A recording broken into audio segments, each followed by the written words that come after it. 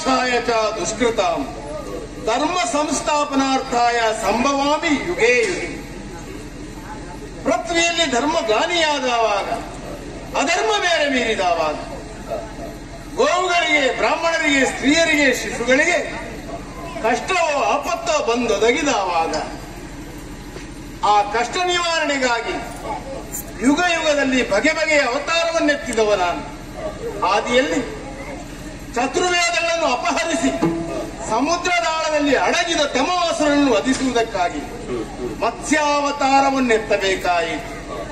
ತದನಂತರ ಭೂದೇವಿಯನ್ನು ರಕ್ಷಿಸುವುದಕ್ಕಾಗಿ ಕನಕರಾಕ್ಷಸನ್ನು ವಧಿಸುವುದೇ ವರಾಹ ಅವತಾರನಾಗಿ ಅವರನ್ನು ವಧಿಸಿ ಲೋಕದಲ್ಲಿ ಧರ್ಮ ಸ್ಥಾಪನೆ ಮಾಡಿದ್ದಾರೆ. ಮಗುವಾದರೂ ಪ್ರಹ್ಲಾದನ ಭಕ್ತಿಗೆ ಪ್ರಸನ್ನನಾಗಿ ದುಷ್ಟನಾದ ಹಿರಣ್ಯಕಶಿಪುವನ್ನು ಕೊಲ್ಲುವುದಕ್ಕಾಗಿ ನರಸಿಂಹನಾಗಿ ಅವತಾರವನ್ನೆತ್ತಿ ಕೂರ್ಮನಾಗಿ ಸುರಾಸುರರು ಸಮುದ್ರ ಮಥನವನ್ನು ಮಾಡುತ್ತಿರುವ ಕಾಲ ಮಂದರಾದ್ರಿಯನ್ನು ಎತ್ತಿದೆ. ಮತ್ತೊಮ್ಮೆ ಸುರರ ಸಂಪತ್ತು ದೇವಲೋಕವನ್ನು ಸೇರುವ ಹಾಗೆ ಅನುಗ್ರಹಿಸಿ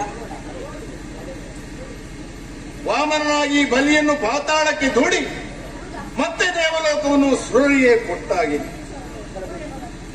21 ಬಾರಿ ಭೂಪ್ರದಕ್ಷಿಣೆ ಮಾಡಿ ಕೊಡಲಿಯನ್ನು ಹಿಡಿದು ಭಾರ್ಗವನಾಗಿ ದುಷ್ಟ ಕ್ಷತ್ರಿಯರ ದಮನವನ್ನೇ ಮಾಡಿದ. ಆ ಕಾಲದಲ್ಲಿ ಧರ್ಮ ಸ್ಥಾಪನೆಯಾಯಿತು.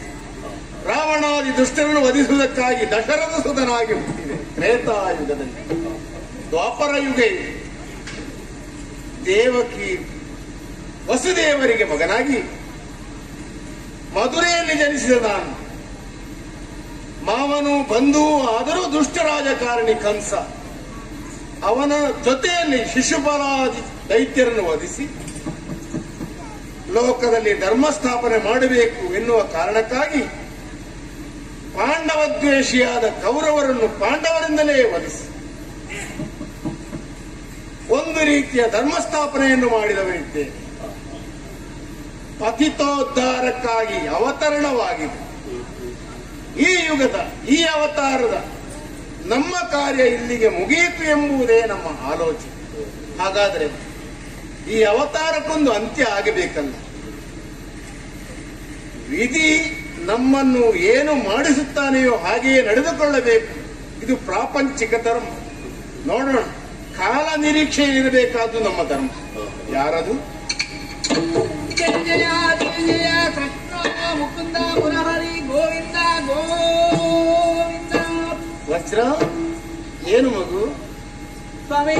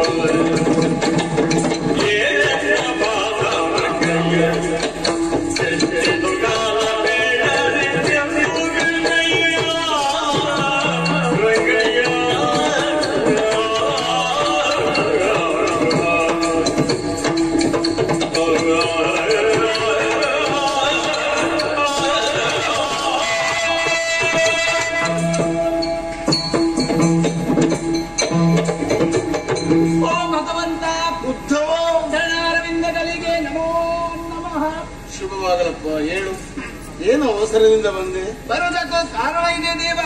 ಏನು? ಕಾಲ ಕೆಟ್ಟಿದ್ದು ಸ್ವಾಮಿ, ಕಾಲ ಕೆಟ್ಟಿ ಹೋಗ್ತೀನಿ. ಕಾಲ ಯಾವತ್ತೂ ಕೆಡುವುದಿಲ್ಲ ಒಬ್ಬ. ಕಾಲಾಯ ತಸ್ಮೈ ನಮಃ. ಕಾಲಕ್ಕೆ ಸರಿಯಾಗಿ ನಾವು ನಡೆದುಕೊಳ್ಳಬೇಕು. ಕಾಲ ಯಾವಾಗಲೂ ಒಂದೇ ರೀತಿಯಿಂದ ಸಾಗುತ್ತಾ ಇದೆ. ಕಾಲಧರ್ಮಕ್ಕನುಗುಣವಾಗಿ ನಮ್ಮ ಕರ್ಮದಲ್ಲಿ ತೊಡಗಿದೆವೆಂದಾದ್ರೆ ಕಾಲ ಯಾವತ್ತೂ ನಮ್ಮನ್ನು ಹಾಳು ಮಾಡುವುದಿಲ್ಲ. ಏನು ಕಾಲ ಕೆಟ್ಟಿತ್ತು ಒಂದೇ ಅಲ್ಲ, ಏನಾಯಿತು ನಿನಗೆ ಹೊಸ ಅನುಭವ? ಈ ಯಾದವರೆಲ್ಲರೂ ನಿನ್ನ ಅನುಗ್ರಹದಿಂದ ಎಲ್ಲರೂ ಸುಖ ಸಂತೋಷದಲ್ಲಿ ಕಾಲವನ್ನು ಕಳೆಯುತ್ತಾ ಇದ್ದವರು. ಹೌದು. ಆದ್ರೆ ಇಂದು ಮಾತ್ರ ಹಾಗಲ್ಲ, ಎಲ್ಲರೂ ಕೀಳು ಚರ್ಯೆಯಲ್ಲಿ ಮುಂದುವರಿಯುತ್ತಾ ಇದ್ದಾರೆ. ಈ ವಿಚಾರವನ್ನು ಕೇಳಿ ನೋಡಿ ಸಹಿಸಿಕೊಳ್ಳೋದಕ್ಕೆ ಸಾಧ್ಯ ಇಲ್ಲದೆ ನೇರವಾಗಿ ನಿನ್ನ ಬಳಿಗೆ ಬಂದಿದ್ದೇನೆ ದೇವಾ. ನಮ್ಮವರ ಕಥೆಯನ್ನು ಹೇಳುವುದಕ್ಕೆ ಏನು ಮಾಡಿ ಸ್ವಾಮಿ,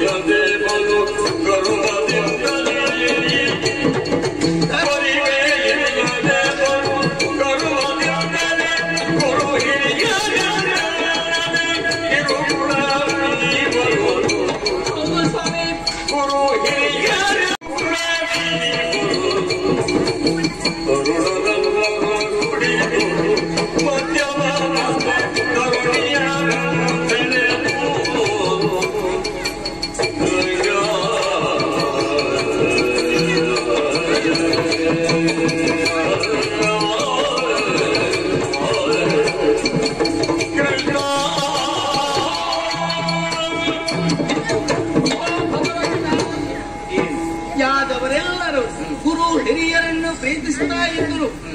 ಹಿರಿಯರಿಗೆ ಎರಗದ ಕಿರಿಯರ ಮಕ್ಕಳು ಏಕೆ ಎಂದು ಹೇಳಿಕೊಟ್ಟವರು ನೀವು. ಅದೇ ರೀತಿ ಹಿರಿಯರನ್ನು ಪ್ರೀತಿ ವಾತ್ಸಲ್ಯದಿಂದ ಕಾಣುತ್ತಾ ಇದ್ದವರು. ಆದ್ರೆ ಇಂದು ಮಾತ್ರ ಹಾಗಲ್ಲ ದೇವ. ಗುರು ಹಿರಿಯರು ಎನ್ನುವಂತಹ ಭೇದ ಇಲ್ಲದೆ ನಾನು ನುಡಿದರೆ ಸರಿ ಮತ್ತನೇ ಹೋದಲ್ಲಿ ದಾರಿಯಂತೆ ಅದೇ ರೀತಿಯಲ್ಲಿ ಮುಂದುವರಿಯುತ್ತಾ ಇದ್ದಾರೆ. ಆಮೇಲೆ ಯಾದವರೆಲ್ಲ ಒಟ್ಟಾಗಿ ಸೇರಿಕೊಂಡು ಬೇಕಾದಷ್ಟು ಮದ್ಯವನ್ನು ಸೇರಿಸುತ್ತಾರೆ. ಅವರು ಎಳೆದಂತಹ ಅವರು ನಾವು ಎಲ್ಲಿದ್ದೇವೆ, ಏನು ಮಾಡಬೇಕು, ಏನು ಮಾಡಬಾರದು ಎನ್ನುವಂತಹ ಒಡವೇ ಇಲ್ಲದೆ ಕೃಷ್ಣ ಯಾವ ನಾಲಿಗೆಯಿಂದ ಹೇಳಲಿ ಭಗವಂತ, ಯಾವ ನಾಲಿಗೆಯಿಂದ ಹೇಳಲಿ. ಏನಾಯಿತು? ಸ್ತ್ರೀಯರೆಲ್ಲರನ್ನು ಮಾತಿಗೆ ಸಮಾನ ಎಂಬುದಾಗಿ ಪೂಜಿಸುತ್ತಿದ್ದಂತಹ ನಾವುಗಳು ಅದರ ಒಡವೆ ಇಲ್ಲದೆ ಮತ್ತರಾಗಿ ಬೀದಿಯಲ್ಲಿ ಹೋಗುತ್ತಿರುವಂತಹ ನಾರಿಯರ ಸೆರೆಗಿಡದೆಲ್ಲ ಕೈಯಿಟ್ಟು ತರತರನೆ ಎಳೆಯುವಂತಹ ದೃಶ್ಯಗಳನ್ನು ಈ ಕಣ್ಣುಗಳಿಂದ ಹೇಗೆ ನೋಡಲಿ ಸ್ವಾಮಿ, ಹೇಗೆ ನೋಡಲಿ ಹೇಳು. ಇವೆಲ್ಲವನ್ನು ಸಹಿಸಿಕೊಂಡು ಇವರಿಗೆ ಬುದ್ಧಿಯನ್ನು ಹೇಳಿದ್ರೂ ಕೂಡ ಕೇಳುವವರಿಲ್ಲ. ಆದುದರಿಂದ ನಿನ್ನ ಬಳಿಗೆ ಬಂದಿದ್ದೇನೆ. ಅಷ್ಟು ಮಾತ್ರ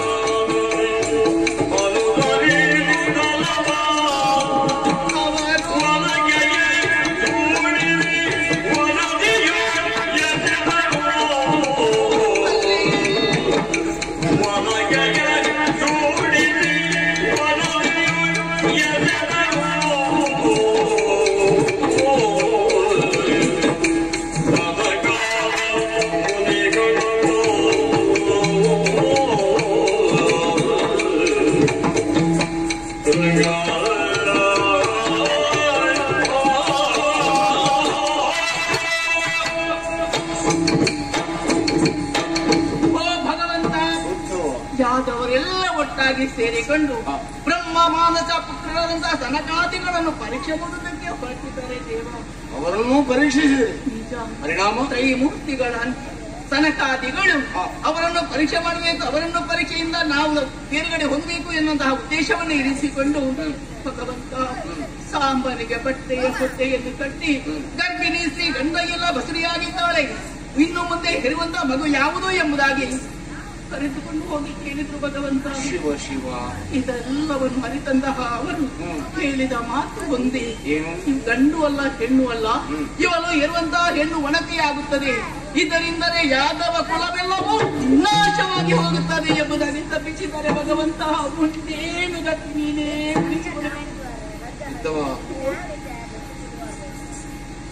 ಆಗುವುದೆಲ್ಲ ಒಳ್ಳೆಯದಕ್ಕೆ, ಆಗುತ್ತಿರುವುದು ಒಳ್ಳೆಯದು, ಇನ್ನು ಮುಂದೆ ಆಗಬೇಕಾದ್ದು ಒಳ್ಳೆಯದು, ಈ ಹಿಂದೆ ಆದ್ದು ಒಳ್ಳೆಯದೇ. ಇದರಲ್ಲಿ ಯಾವುದು ಅಶುಭ ಅಂತ ಇಲ್ಲ, ಏನೋ ನಡೆಯುವುದಕ್ಕಿದೆ. ಇಲ್ಲದೇ ಇದ್ರೆ ಧರ್ಮಿಷ್ಠರಾದಂತಹ ಯಾದವರು ಪರಮ ಸಜ್ಜನರಾದಂತಹ ಆ ಸನಕಾದಿಗಳಿಗೆ ಇಂತಹ ಅಪಹಾಸ್ಯ ಮಾಡಿದ್ದಾರೆ ಎಂದಾದರೆ ಅದನ್ನು ನಮಗೆ ಎಣಿಸುವುದಕ್ಕೆ ಸಾಧ್ಯವಿಲ್ಲ. ನಾವು ಯೋಚನೆ ಮಾಡ್ತೇವೆ.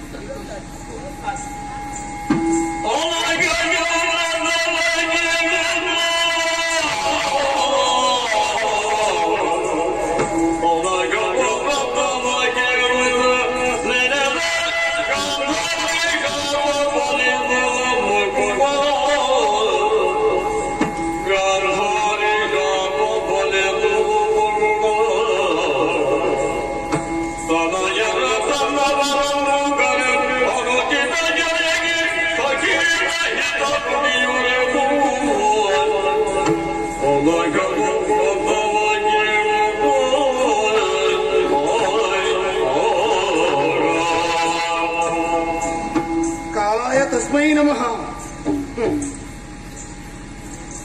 ಪಾಂಡವರು ಕೌರವರು ಈ ಹಿಂದೆ 18 ದಿನ ಯುದ್ಧವನ್ನು ಕುರುಕ್ಷೇತ್ರದಲ್ಲಿ ಮಾಡಿದರು.